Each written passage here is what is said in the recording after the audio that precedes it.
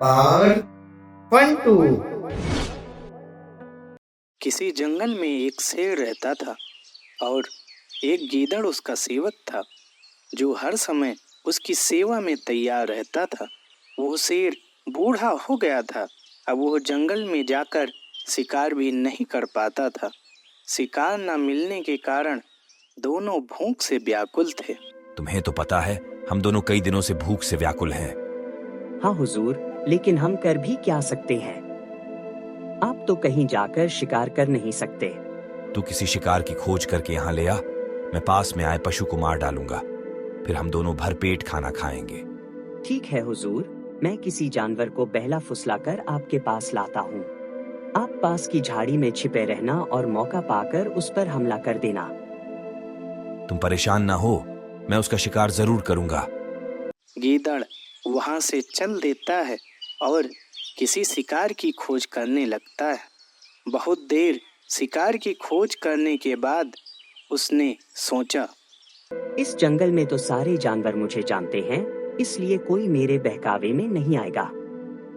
मुझे पास के गांव में जाकर शिकार खोजना चाहिए।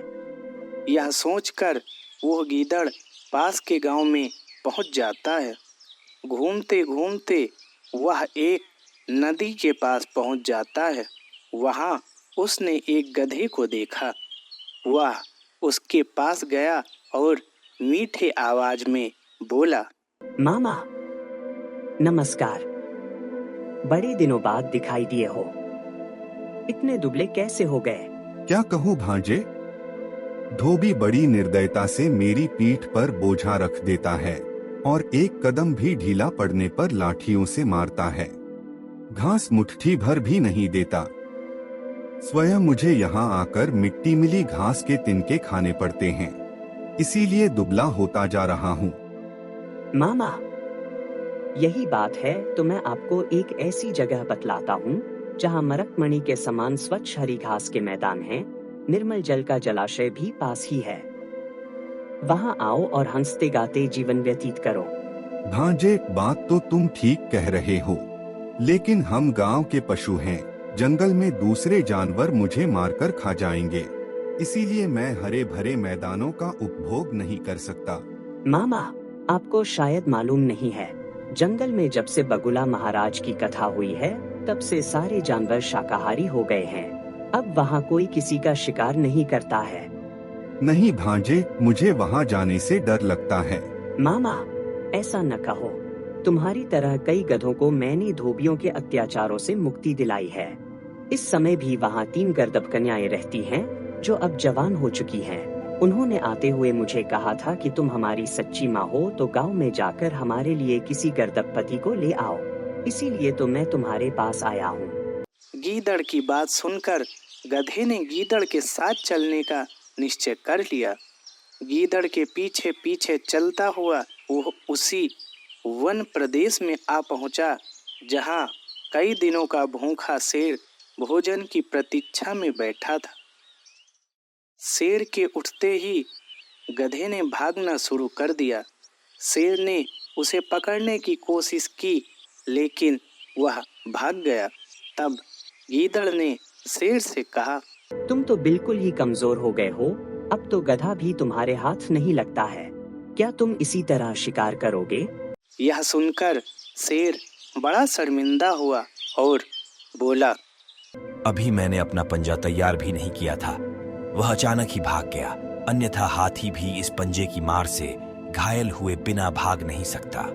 अच्छा, तो अब एक बार और प्रयास करके उसे तुम्हारे पास लाता हूँ, लेकिन यह प्रहार खाली न जाए। जो गधा मुझे अपनी आंखों से देखकर भागा है, वह अब कैसे आएगा? किसी और पर घात लगाओ। इन बातों में तुम दखल मत दो, तुम तो केवल तैयार होकर बैठे रहो। यह कहकर वह फिर से गधे के पास चल देता है। जब गधे ने गीदड़ को देखा तो वह बोला, अरे भांजे, तू भी मुझे खूब अच्छी जगह ले गया। एक क्षण और हो जाता तो जीवन से हाथ धोना पड़ता। भला वह कौन सा जानवर था जो मुझे देखकर आगे बढ़ा था? अरे मामा, तुम भी एकदम अजीब हो। वह तो एक गधी थी जो आपसे प्यार करने के लिए आगे बढ़ी थी। अरे नहीं भांजे, मैंने उसकी चमकदार आंखें देखी थी। वो एक जंगली जानवर था। अरे मामा, अभी आप नौसिखिए हो। वो गधी तो आपके प्यार में पड़ गई थी, इसलिए उसकी आंखें चमकने लगी थी। अब वो कह रही थी कि उसने आपको अपना पति मान लिया है। अगर आप नहीं चलोगे तो वह अपने प्राण दे देगी। गधा फिर से गीदड़ की बातों में आ जाता है और उसके साथ जंगल की ओर चल पड़ता है। वहां पहुंचते ही शेर उस पर टूट पड़ा।